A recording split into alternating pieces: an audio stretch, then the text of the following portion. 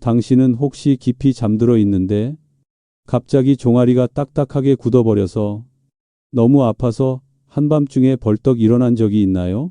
가볍게 다리를 한번 쭉 펴기만 했는데도 근육이 바로 꽉 조여오면서 숨이 턱 막힐 정도로 아파본 적은요? 아니면 아침에 눈을 떴는데 마치 밤새 산을 오른 것처럼 종아리가 은근히 욱신거리고 아픈데도 정작 전날 아무 무거운 일도 하지 않았던 적이 있나요?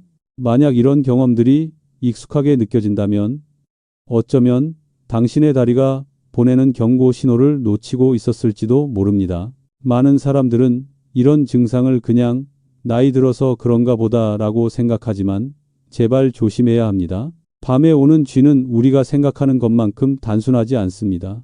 근육을 움직이는 신경들이 흐트러지기 시작하면 몸은 브레이크가 달아버린 자동차처럼 갈수록 통제가 어려워집니다.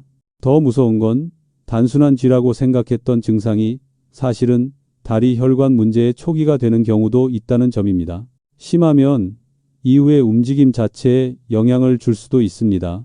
하지만 좋은 소식은 이겁니다. 원인을 제대로 알고 올바르게 대처하기만 하면 밤마다 찾아오는 그 공포에서 완전히 벗어날 수 있습니다. 오늘 내용에서 저는 왜 그 고통이 반복되는지, 몇 초 만에 위험한 상황인지 구별하는 법, 그리고 단 3초 만에 통증을 가라앉히는 즉각적인 방법까지 알려드릴 겁니다. 끝까지 들으시면 약에 의존하지 않아도 다리를 보호할 수 있는 방법들을 충분히 가져가실 수 있을 겁니다.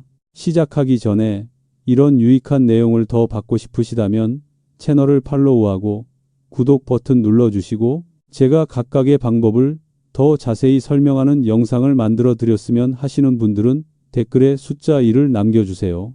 한국에서는 이렇게 작은 응원을 서로에게 보내곤 하죠. 그게 저에게 더 좋은 콘텐츠를 만드는 힘이 됩니다. 오늘 우리가 이야기할 내용은 무엇일까요? 첫째, 잠을 거의 못 잘 정도의 통증을 겪었던 한국의 70대 어르신 이야기 하나를 들려드릴 겁니다. 둘째, 어떤 쥐는 별거 아니고 어떤 쥐는 바로 병원에 가야 하는 위험 신호인지 구별하는 법을 알려드릴 겁니다.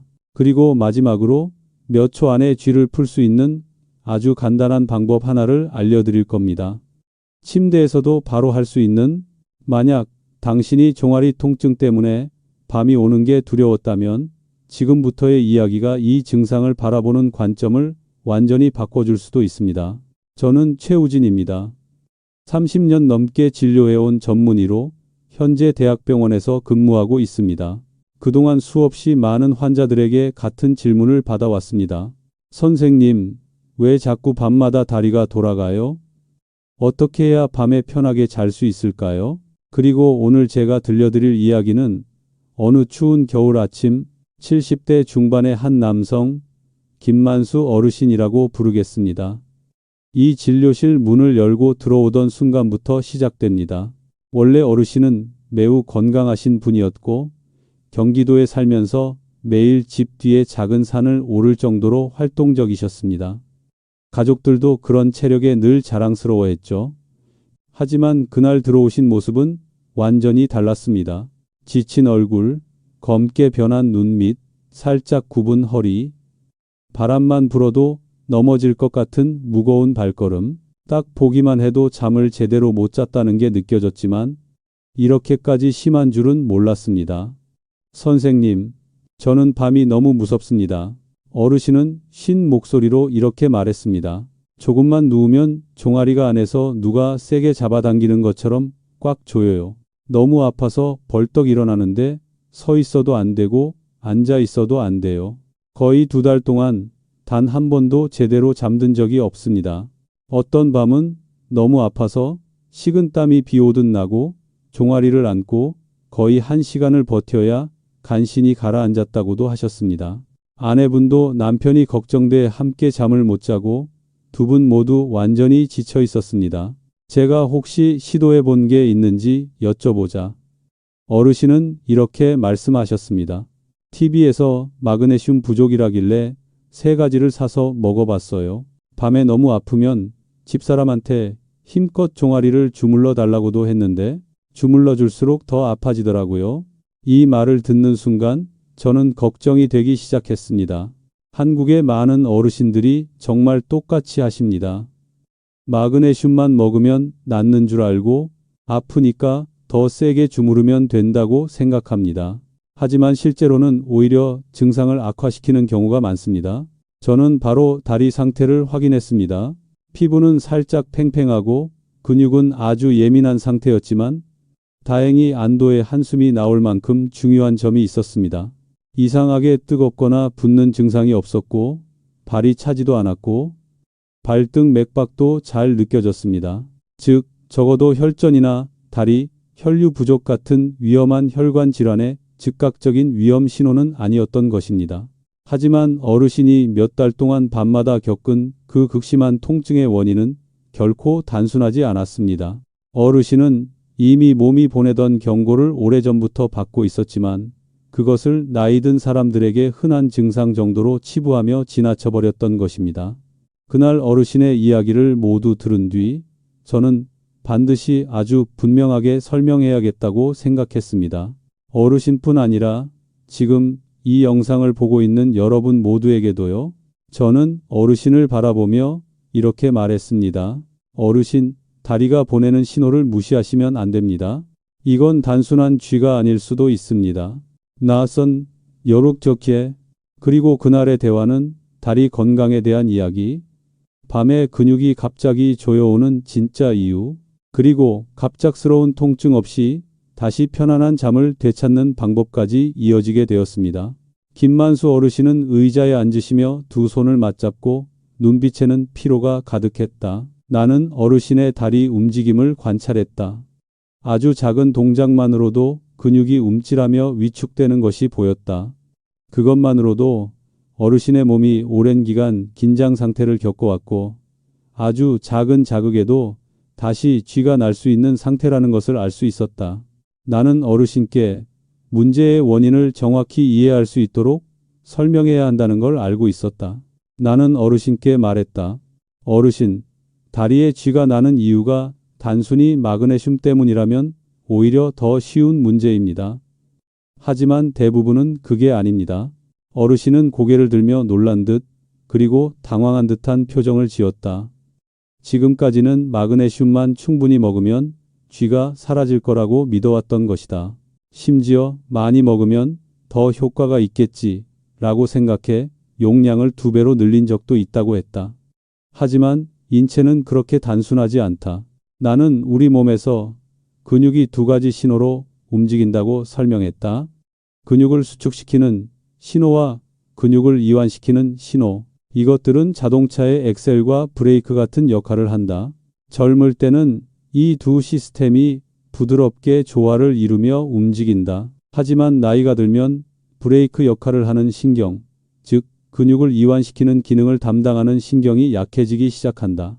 그 말은 몸은 쉬려고 하는데 근육은 오히려 더 강하게 조여버린다는 뜻이다. 나는 한국 사람들이 쉽게 이해할 수 있는 비유를 들었다. 어르신, 오래된 자동차를 생각해 보세요. 브레이크가 조금만 늦게 반응해도 차가 멋대로 앞으로 튀어나가죠? 바로 그 현상이 종아리 근육에서 벌어지는 겁니다. 어르신은 고개를 끄덕이며 자신이 겪은 일이 처음으로 설명이 되는 듯한 표정을 지었다. 나는 설명을 이어갔다. 우리가 잠을 잘 때 발은 대개 아래로 떨어지며 이불의 무게나 자세 때문에 더 처지기도 한다. 발끝이 아래로 향하면 종아리 뒤쪽 근육은 짧아진다.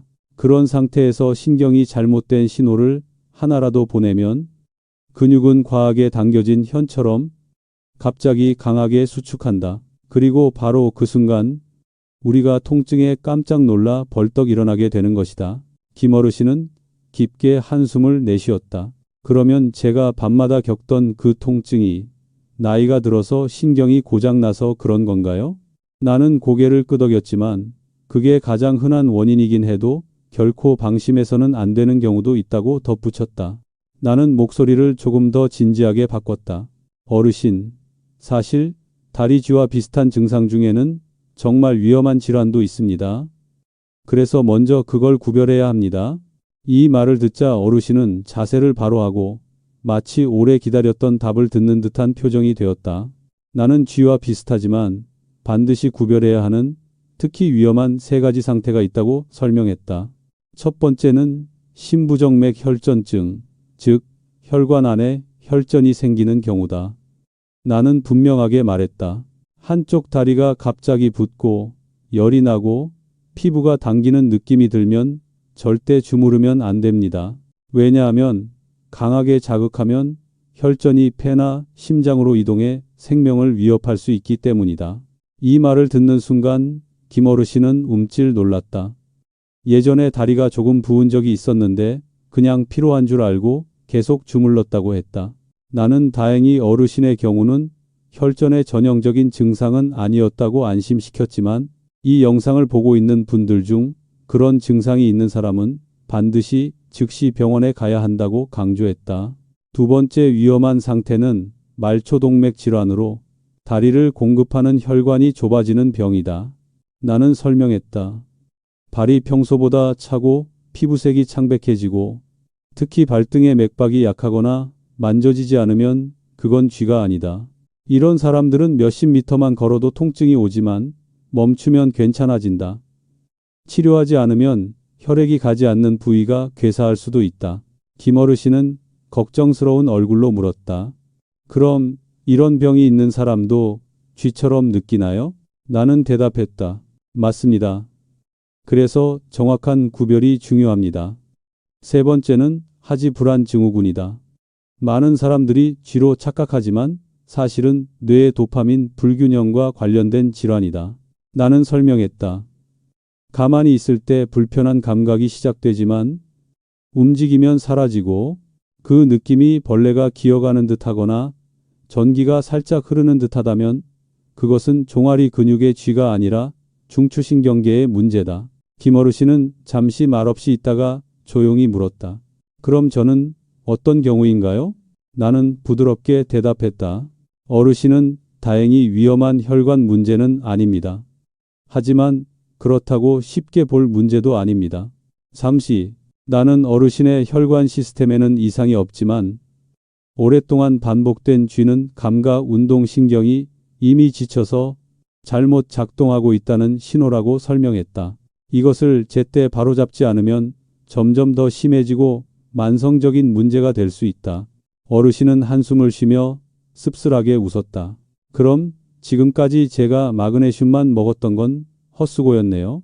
나는 미소 지으며 그것이 쓸모없었다기보다는 단 하나의 원인만 해결해선 신경 근육 시스템처럼 복잡한 문제는 해결되지 않는다고 설명했다. 가장 중요한 것은 올바른 원인을 아는 것이다.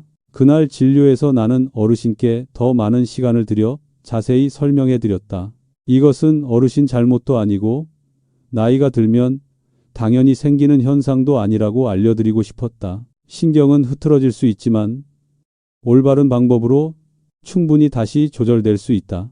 내가 결론적으로 말씀드린 것은 어르신의 통증 대부분이 전후면 근육의 불균형과 수면 자세 그리고 신경 감지 기능의 약화가 함께 작용한 결과라는 점이었다. 그 말을 들은 어르신의 표정은 마치 큰 짐을 내려놓은 듯했다. 그리고 어르신은 많은 환자들이 나에게 했던 바로 그 질문을 하셨다. 그럼 어떻게 하면 밤에 안 아플 수 있을까요? 나는 미소 지었다. 그 순간 나는 어르신이 2달 동안 찾고 있던 답, 약도 필요 없고 누구의 도움도 필요 없는 몇 초 만에 쥐를 풀 수 있는 방법을 이제 알려드릴 때가 되었다는 것을 알았다. 김만수 어르신이 매일 밤의 통증에서 벗어나는 방법이 없냐고 물으셨을 때 나는 잠시 어르신을 바라보다가 부드럽게 미소 지었다. 나는 이것이 많은 환자들이 기다리는 순간이라는 것을 알고 있었다. 단순하고 쉽게 할 수 있으면서도 삶을 되찾은 것처럼 느낄 만큼 효과적인 답. 나는 말했다. 어르신, 사실 방법은 생각보다 훨씬 간단합니다. 힘으로 누르는 것도 아니고 약을 더 먹는 것도 아닙니다. 우리 몸이 스스로 풀리게 만드는 방법이 있어요. 어르신은 눈을 크게 뜨고 혹시라도 한마디 놓칠까봐 몸을 약간 앞으로 숙였다. 나는 천천히 설명을 시작했다.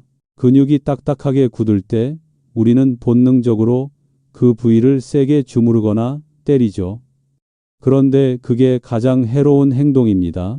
근육이 이미 최대한으로 당겨진 상태인데 밖에서 힘을 더 주면 근섬유가 손상되고 통증은 더 오래가고 심하면 염증도 생길 수 있습니다. 이 말에 어르신은 머쓱하게 웃었다. 그럼 저는 그동안 아내한테 괜히 더 세게 주물러 달라고 했네요. 나는 고개를 끄덕였지만 어르신이 스스로 잘못했다고 느끼지 않도록 조심했다. 대부분의 사람들이 아프면 주물러야 한다고 생각하기 때문에 같은 실수를 반복한다는 것도 함께 설명했다. 하지만 실제로는 몸이 정반대로 반응한다. 나는 다리를 보여주며 시범을 보였다. 바로 따라하라는 뜻이 아니라 원리를 이해시키기 위함이었다. 쥐가 종아리에 났을 때 필요한 건 아픈 부위를 직접 공격하는 게 아니라 반대편 근육을 활성화시키는 겁니다. 발을 무릎 쪽으로 최대한 끌어올리면 앞쪽 근육, 즉 정경골근이 수축합니다. 이 근육이 수축하면 뒤쪽에서 과하게 조여있던 근육이 어쩔 수 없이 늘어납니다. 나는 이어 설명했다. 이건 생리학의 자연스러운 원리입니다. 한쪽 근육이 수축하면 반대편 근육은 자동으로 이완됩니다. 김어르신은 발을 살짝 들어 올려 보았지만 표정이 약간 찡그려진 걸 보니 정확히 하고 있는지 헷갈리는 듯 했다. 나는 어르신의 발목을 잡고 자세를 살짝 잡아주며 말했다. 어르신, 이렇게요. 발가락을 몸쪽으로 최대한 당기시는 겁니다. 숨을 잠깐 멈추고 몇 초만 유지하세요. 어르신이 그대로 따라하자 단 2초 만에 약간 긴장되어 있던 종아리 근육이 확 풀렸다. 어르신은 눈을 동그랗게 뜨며 말했다. 벌써 이렇게 풀리나요? 진짜 신기하네요. 나는 웃으며 말했다. 그렇죠. 이게 바로 우리 몸의 상호 억제라는 원리입니다. 힘으로 억지로 푸는 게 아니라 뇌가 스스로 이제 힘을 빼야겠구나 하고 판단하게 만드는 겁니다. 나는 덧붙였다. 복부가 나오거나 몸이 뻣뻣해서 직접 발을 잡기 힘든 사람은 작은 목도리를 발바닥에 걸고 자신 쪽으로 당기면 된다. 아니면 벽에 발끝을 대고 살짝 밀어도 된다. 중요한 건 발이 위쪽으로 당겨지는 동작만 이루어지면 원리는 똑같이 작동한다는 점이다. 어르신이 첫 번째 기술을 익힌 뒤 나는 두 번째 방법을 알려드렸다. 이번에는 목소리를 조금 더 진지하게 바꿨다. 한국의 많은 어르신들이 이 방법을 과소평가하다가 실제 효과를 보고 놀라기 때문이다. 어르신, 통증이 너무 심해서 다리를 움직일 수조차 없을 때가 있죠. 그럴 때는 이 방법을 쓰세요. 마기로 그신이르. 나는 손을 들어 코와 입 사이를 가리켰다. 여기 인중입니다. 쥐가 났을 때 엄지와 검지로 이 부분을 아주 강하게 눌러주세요. 생각보다 꽤 세게요. 어르신은 의아해하며 물었다. 인중이요? 다리가 아픈데 왜 여길 누르죠? 나는 뇌 우선순위 원리를 설명했다. 강하고 갑작스러운 자극은 뇌가 먼저 인식한다. 그래서 인중처럼 민감한 부위에 강한 자극을 주면 뇌는 순간적으로 관심을 그쪽으로 옮기고 다리에 있던 통증 신호는 상대적으로 약해진다. 이것을 감각 게이팅, 감각의 문 닫기이라고 한다. 그러면 과하게 수축되던 근육이 잠시 힘을 풀고 그 틈에 발을 끌어올리는 동작을 더 쉽게 할 수 있다. 나는 이것이 근거 없는 민간요법이 아니라는 점을 강조했다. 어르신, 이건 뇌과학적으로 증명된 원리입니다. 통증 신호를 잠시 차단해서 몸이 과도한 경련 상태에서 빠져나오게 도와주는 겁니다. 어르신은 인중을 눌러보더니 깜짝 놀라며 말했다. 아이고, 여기 이렇게 아팠나요? 이 정도면 다리보다 여기가 더 정신이 번쩍 들겠는데요. 나도 웃으며 맞장구 쳤다. 그렇다. 인중의 강한 자극은 종아리 쥐가 왔을 때 공포에 가까운 긴장을 순간적으로 깨뜨려 준다. 두 가지 방법을 모두 따라 해본 뒤 어르신은 의자에 기대어 큰 숨을 내쉬었다. 마치 고통의 짐을 내려놓은 사람처럼. 선생님, 이 두 가지를 진작 알았으면 제가 그렇게 많은 밤을 새지 않았을 텐데요. 나는 그 마음을 너무나 잘 안다. 30년 동안 수많은 환자들이 이 간단한 동작 하나만 알았어도 고생 안 했을 텐데요. 라고 말하곤 했다. 몇 초면 끝나는 아주 단순한 동작이 극심한 통증을 끊어내는 열쇠가 되기 때문이다. 나는 어르신에게 가장 중요한 것을 강조했다. 침착해야 한다는 것. 쥐가 나기 직전에는 몇 초 동안 전조 신호가 와요. 당기는 느낌, 미세한 찌릿함 같은 것들. 그걸 느끼면 즉시 발을 끌어올리세요. 먼저 움직이면 불이 번지기 전에 끄는 것처럼 바로 잡을 수 있습니다. 김 어르신은 자신의 다리를 내려다보며 종아리를 쓰다듬더니 울컥한 목소리로 말했다. 선생님, 저는 밤마다 너무 아파서 아내를 깨웠어요. 정말 미안해서 앞으로는 제가 스스로 할 수 있으면 아내도 마음이 편하겠네요. 나는 어르신의 어깨에 손을 얹고 말했다. 어르신, 이제 걱정하지 마세요. 오늘 배우신 2가지만 기억하면 밤이 두려울 이유가 없습니다. 하지만 나는 알았다. 즉각적인 통증 해결만으로는 충분하지 않다는 것을. 어르신이 진짜 원하는 건 쥐가 다시는 쉽게 찾아오지 않는 몸이었다. 다시 산도 오르고, 다시 편안하게 걷고, 다시 평온한 밤을 보내는 삶. 그래서 진료가 끝나기 전 나는 어르신께 가장 중요한 말을 건넸다. 어르신, 지금까지는 불이 나면 끄는 방법을 배운 겁니다. 하지만 이제는 애초에 불이 안 나게 해야겠죠? 간대에서 심한 이런 밀은, 그리고 나는 오랜 시간 수백 명의 환자들에게서 검증한 작은 습관들, 다리를 지켜주는 든든한 보호막 같은 것들에 대해 이야기하기 시작했다. 그것들은 단순히 통증을 없애는 것을 넘어 어르신이 잃어버린 평온한 잠을 되찾게 해줄 방법들이었다. 저는 김만수 어르신을 바라보며 단순히 당장의 통증을 없애드리는 것만으로는 충분하지 않다는 것을 알았습니다. 밤에 생기는 쥐는 하루아침에 생긴 문제가 아닙니다. 약해진 신경, 피로한 근육, 떨어진 혈액순환, 맞지 않는 생활습관이 오랫동안 겹쳐 만들어낸 결과입니다. 이것들을 바꾸지 않으면 아무리 쥐를 즉시 풀 수 있다고 해도 어느 날 밤 다시 찾아오게 됩니다. 그래서 저는 차분한 목소리로 말씀드렸습니다. 어르신, 이제는 근본적으로 바꿔야 합니다. 밤마다 고생하신 만큼 이제는 편하게 주무셔야죠. 저는 쥐가 재발하지 않도록 돕는 데 결정적인 역할을 하는 3가지 요소가 있다고 설명하기 시작했습니다. 그리고 그 첫 번째는 약이 아니라 바로 신경을 위한 영양이었습니다. 우리 몸의 신경은 비타민 B군을 연료처럼 사용합니다.